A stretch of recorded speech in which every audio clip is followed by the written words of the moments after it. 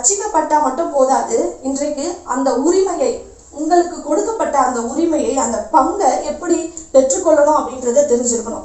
ஆண்டவரே, நீர் எனக்காக சிலுவையில மரித்து என்னுடைய தீமையெல்லாம் நீர் எடுத்துக்கொண்டு உங்களுடைய நன்மை எல்லாம் என் மேல வச்சிருக்கிறீர். அப்ப அந்த சிலுவை மரணத்தின் மூலமாக உங்களுக்குரிய ஆசீர்வாதங்கள் என்னென்னவோ அதெல்லாம், அந்த ஆசீர்வாதங்களை நம்ம என்ன பண்ணலாம், உரிமையோட கேட்டு பெற்றுக்கொள்ளலாம்.